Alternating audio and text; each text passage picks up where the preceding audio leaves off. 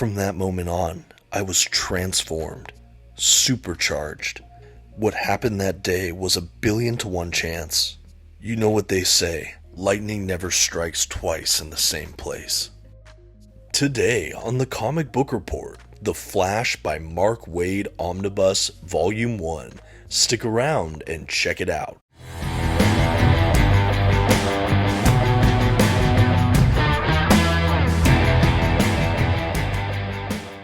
Hey everyone, this is Dominic, and today you're watching the Comic Book Report, where we review comic books and graphic novels so you can get an idea of what to read. And today I'm jumping back into the world of The Flash by kicking off the incredible run from Mark Waid. But before we dive into today's collection, if you're interested in picking up your own copy of this omnibus or other comic book collected editions, I encourage you to check out our channel sponsor, OrganicPriceBooks.com. You can use my code, TheComicBookReport, at checkout to receive $2 off of your order. Please note, if you make a purchase using my affiliate code or links, I will receive a small commission, but it's a great way to support our channel. Thank you so much for considering. Now let's get started with today's review. First, some quick facts about today's collection. The issues in this volume were written primarily by Mark Waid and illustrated primarily by Greg LaRocque and Mike Wieringo. The comics in this collection were first published by DC Comics beginning in 1990. The volume itself collects The Flash, issues 62 through 91, The Flash Annual, issues 4 through 6, Green Lantern, issue 30, 31, and 40, The Flash Special number 1, and Justice League Quarterly, issue 10. And finally, this oversized hardcover edition comes in at 1,084 pages. At this time, I'd like to issue a general spoiler warning. I will be flipping through the contents of today's collection and commenting on plot points throughout. You've been advised. Okay, and without further ado, here is our first look at that Flash Omnibus collection from DC Comics. I'm happy to report this omnibus edition is oversized and includes glossy print paper stock. Being a Flash omnibus, you can all but expect to have reds, yellows, and whites, and that is certainly the case with this edition as well. I do really like the dust jacket design they've given us. I think the front cover, maybe they could have chosen a more dynamic looking cover, but I'm still happy with what they chose, and I do want to say that the spine is one of my favorite features of this omnibus. Love the big, bold print. It's so readable, and it just has those classic Flash colors. The back of this omnibus as well just screams a bunch of red. We have some great Flash action shots that give you a little bit of an idea of what you can expect with the art within this volume. Overall, a really well put together dust jacket. No real complaints from me here. Very good looking. And now I'm just giving you another final look at the dust jacket itself, along with the interior flaps of this dust jacket, just so you can see all the details one more time. Again, take a look at that spine again. Just love it. Really, really well printed. Love the font choices and the sizing. And now we can take a look at the under the dust jacket artwork for this collection. Really love what they chose for this. We have a Wally West Flash versus the Reverse Flash in a kind of wraparound cover. You will notice that they do reprint the spine details, which does break apart the wraparound image, which is a bit of a shame that it breaks the image on the hardback, but I do just love this spine so much, so I'm personally pretty okay with it. But really just a gorgeous design. Love the artwork they chose for this. Really well done, DC. And now just a quick look at the binding. To my eye, it looks like there's definitely some glue in this binding. I can't tell if it's also sewn, but overall, really well bound. I had zero difficulty with it, really impressed by it, no complaints.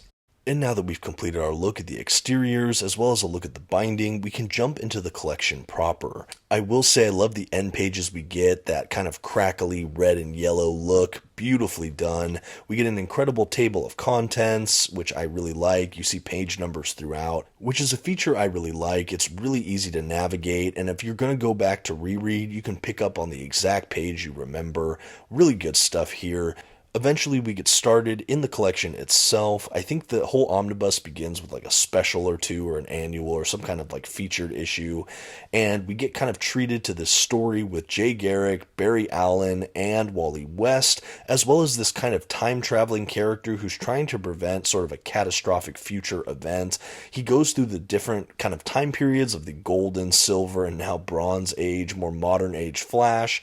And it's just a really interesting kickoff to this whole book. We get kind of a feel for a lot of the speedsters you'll see throughout this run and throughout a lot of Flash history. We also have another issue early in this omnibus that deals in a kind of parallel present-future reality wherein Flash meets this woman he falls in love with before effectively having to go into kind of a witness protection program and kind of abandon his whole Flash identity. In this reality, he has a son who has his speed, but not the protective aura that keeps his speed from hurting him. And it's kind of a weird dynamic. It's a bit tragic. And we have this whole story where these kind of villainous people find him out, even though he's been hidden, and kind of bring him back into the fray to once again become the Flash. It's a really fun kind of special edition kind of issue itself.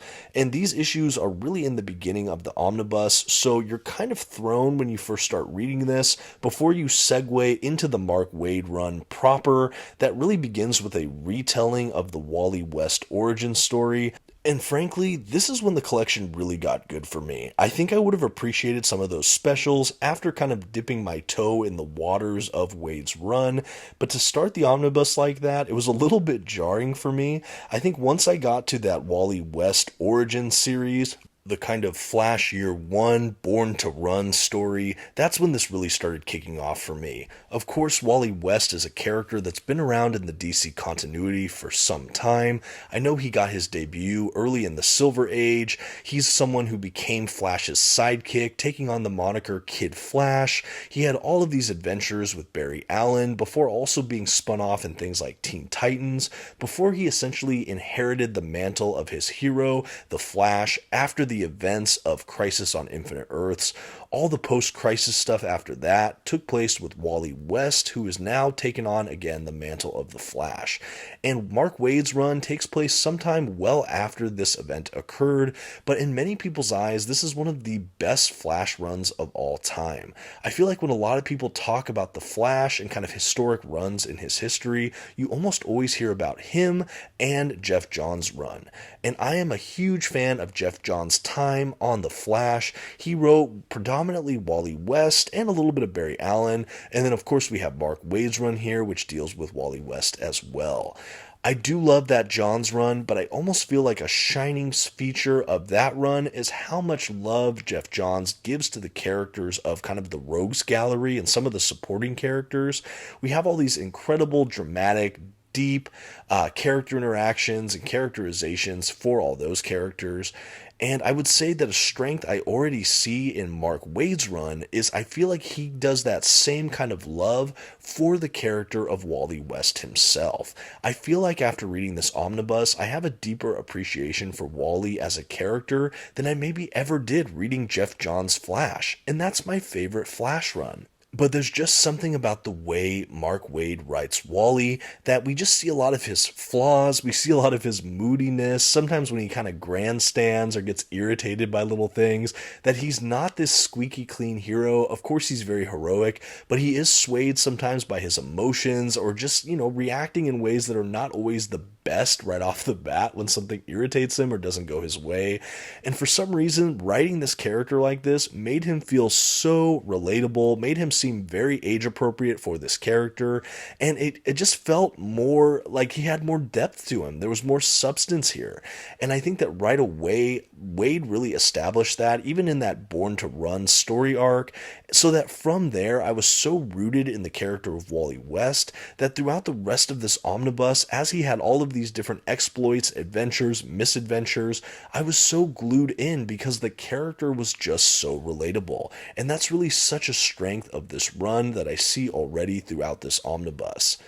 After that Born to Run origin story that, again, really sets up the status quo for this modern era Flash back in the 90s, we really dive into a bunch of other adventures with this hero. Some notable ones that I'll mention are a kind of crossover little issue with Aquaman, where Aquaman shows up, but he's kind of under a spell from this weird artifact, and he kind of battles Wally West. That was a really fun issue. There's a multiple part actual crossover. The other one might have been an appearance in The Flash. This was a real crossover, and that's between The Flash and Green Lantern. We have Gorilla Grodd coming back and trying to take over Gorilla City with the help of a Green Lantern villain, Hector Hammond. The two of them kind of become this kind of evil force that are trying to sort of betray each other to their own ends. Well, in pops Hal Jordan and The Flash, who basically show up in Gorilla City and try to thwart these evil plans. This was a really fun crossover event. I think it was a 4-issue story arc.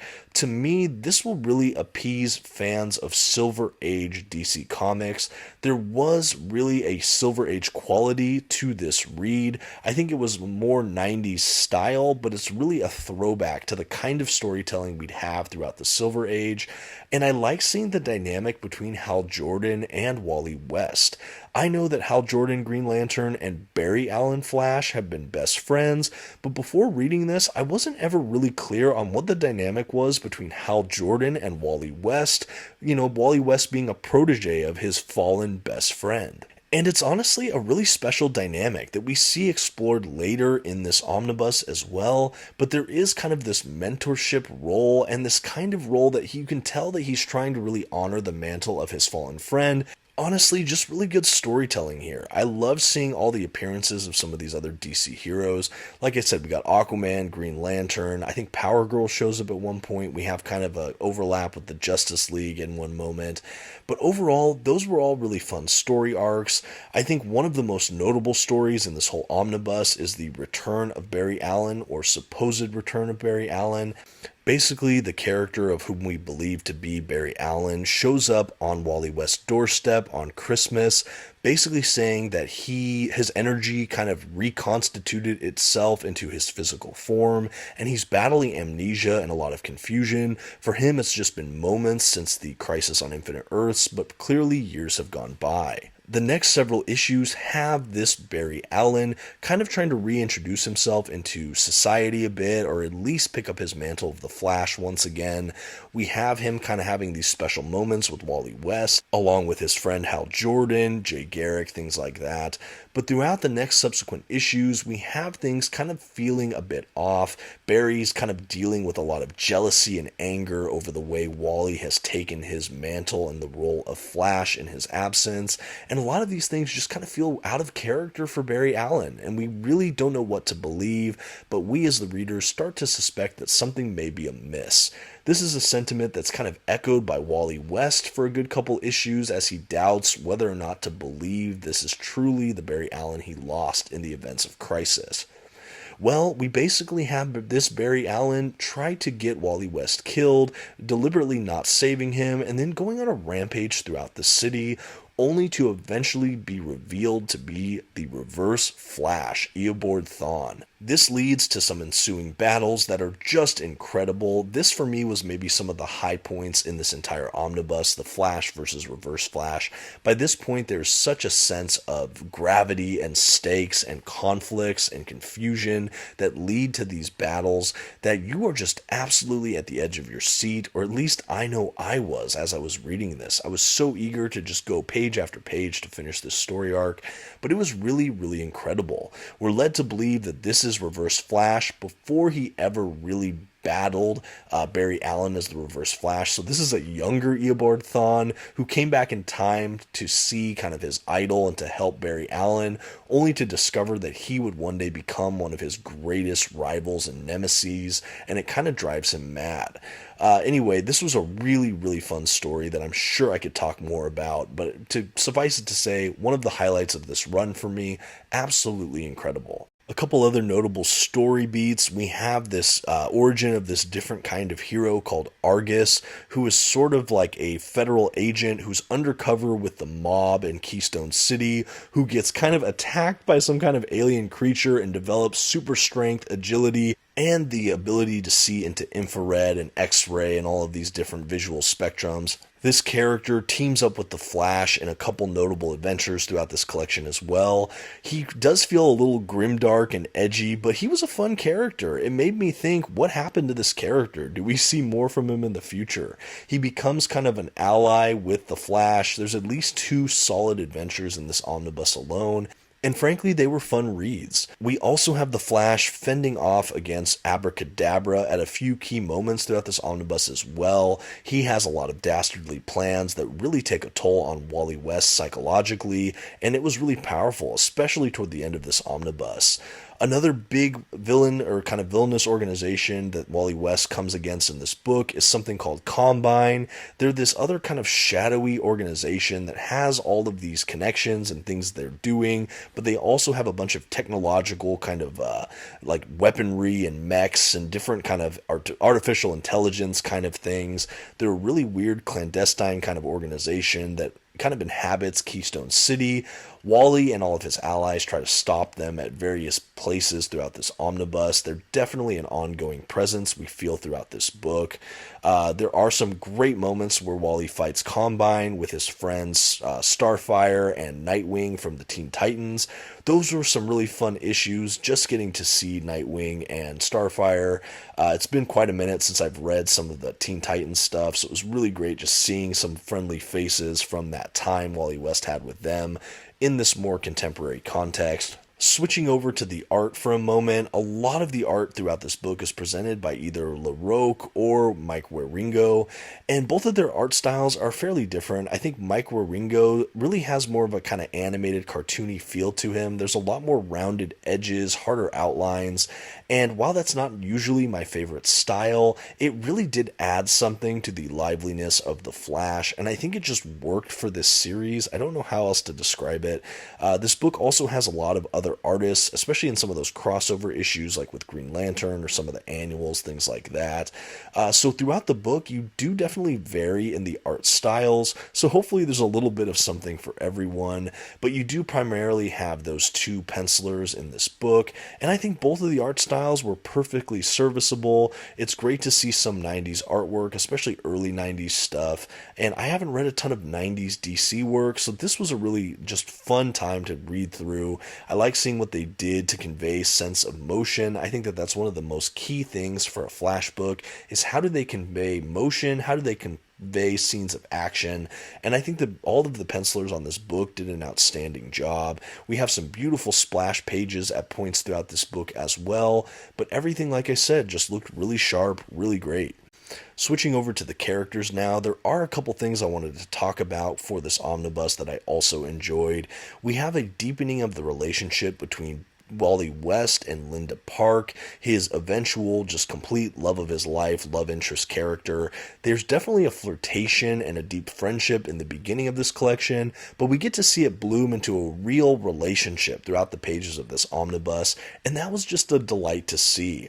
I think that Linda Park was really handled with a lot of care in this collection. She does have a degree of agency that I think is really commendable. She does feel like a really dynamic character that has really just, she knows what she wants, she knows what she's doing, she knows who she cares about, and almost every appearance she had throughout this book I thought was a good one. I thought that they really gave her just a lot to do as a supporting cast member for this comic run, and I think that it was more than just the, fill in the blank love interest for your title character. She definitely felt like a real person, and I appreciated that. Also seeing his kind of roommate buddy, Pied Piper, the once villain, that was a fun notable appearance throughout this book as well, along with his friend Chunk, the guy that has kind of the black hole in his stomach. Just really interesting. I know I read a bit about Chunk in the Savage Velocity collection, which I believe was the first post-crisis Wally West Flash book.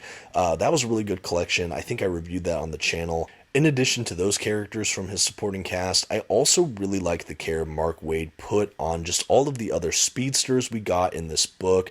I know they had Jay Garrick, we have this person we think is Barry Allen, we have the Reverse Flash, of course we have Wally West, but we also have kind of this Flash character from the future in those first couple issues with the time-traveling storyline. I think his name was John Fox or something. We also, of course, had Johnny Quick and Max Mercury, so there were a ton of DC Comics speedsters present throughout this omnibus, and for me, I was at first overwhelmed before I really got a chance to just get to know a lot of these other speedsters, and then eventually it kind of reminded me almost like the Bat family of characters, where these are just other kind of heroes within his kind of overall family or power group, and they were just really fun. I didn't really know a ton about Max Mercury, but he definitely played an instrumental role in this omnibus, especially when we get toward the end of this book and they kind of introduce the idea of the Speed Force, which to my understanding was actually created during this Mark Waid run, so I got to watch them kind of come across the Speed Force. That really happens toward the end of this omnibus, where we kind of get to know about what the Speed Force is, and as Wally really begins to tap into it and let it kind of manipulate or punch his powers up to the next level. I am really intrigued to see what Mark Waid does with that, maybe in the next omnibus collection. But for right now, I love everything that was introduced, and I really enjoyed seeing all of these different speedsters. This really was a great collection. I feel like over its 1,000 pages, we cover an extraordinary amount of ground in the Flash mythos. I felt like from beginning to end, I just got such an appreciation for Wally West as a character and as a Flash. I think more than any other single volume I have for Flash Comics, I really see Wally West coming into his own in this collection. Yes, with Savage Velocity, we have him just functioning as the Flash in many ways for the first time. But here we really have him stepping into it in a whole new way. We have him kind of removing those limits he put on himself psychologically and physically, feeling like he never really measured up to Barry Allen, or if somehow he exceeded him, he would ruin the legacy of Barry Allen. We have him kind of pushing past that self-imposed boundary and really just becoming maybe the fastest speedster of all time. And I love seeing that. I love seeing the character growth, the development, the kind of maturity even with how he dealt with grief, loss, and kind of pushing through and growing stronger and maturing. I loved seeing that, but I loved also seeing how he was still flawed and had moments of outbursts or anger or loss and regret. It just really was a great character study for Wally West. I said it once in this video, I'll say it again. This deals with Wally West in such a profound way. I think this whole book is really a great just study of this character, and I can really see that Waid, in ways that I've never seen in other creators so far, just understands Wally West. He's using him in such an incredible way. I think if you want to know kind of the psychology of Wally West and just everything that this character is, this is a perfect place to start. I think it's totally accessible to new readers, but I think returning Flash fans of all ages have something they can enjoy in this collection. I will say this came out in the early 90s, like I said, beginning in around 1990 itself, so these comics in some ways do feel a little dated, which I was surprised to see, but overall they still have a contemporary flair. They're not that old, they're like a little over 30 years old, and there are signs that they show their age, but overall I think more modern comic readers will still find a lot they can enjoy going back to the early 90s with this run. Another kind of random note I want to touch on flipping through this collection is I love the way we got kind of the sense of passage of time. I don't see every comic run doing this, but I feel like this run so far has done a great job at feeling like time is passing.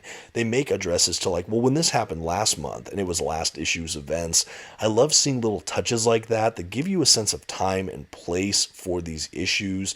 We also had a couple Christmas issues pop up throughout this omnibus, and I really love seeing that, where we get to see kind of different years of these characters' lives come by. You know, in the second Christmas issue in this collection, they reference something that happened in the last Christmas issue, and I just think that that was a fantastic way to make this run feel lived in. It made the continuity feel authentic and true, and I feel like the storytelling really benefited from that. Like I said, it really timestamps the events in the lives of these characters in a really great way, and like I said, I don't always see that with kind of ongoing big legacy titles from the big two, where they try to keep their timelines kind of fuzzy and vague. It was fun hearing them reference last issue or last year, and you really get that sense of time.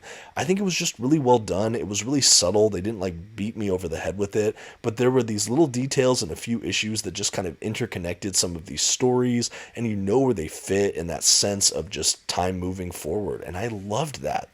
And as we reach toward the end of the collection, one downside for this book I will say is that for an omnibus, we have almost no extras. I think there's one page of sketches along with sort of about the creators page, but beyond that, there are no real extras in this volume, which was absolutely incredible to me, the fact that they didn't have any extras for such a beloved run.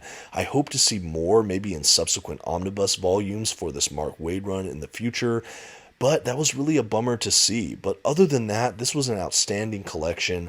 And as we finish up here, all that's left is to give this omnibus a grade. For arguably the best characterization ever given to Wally West's Flash, the Comic Book Report is happy to give The Flash by Mark Waid Omnibus Volume 1 a B+.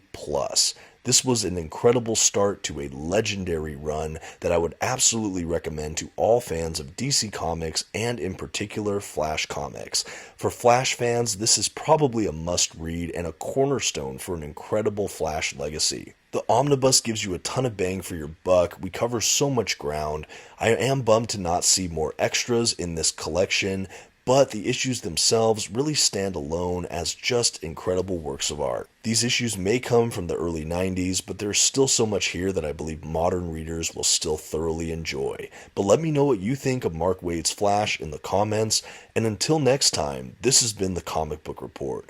Please go ahead and leave a like, and maybe check out some of my other videos. Thanks for stopping by, have a good one.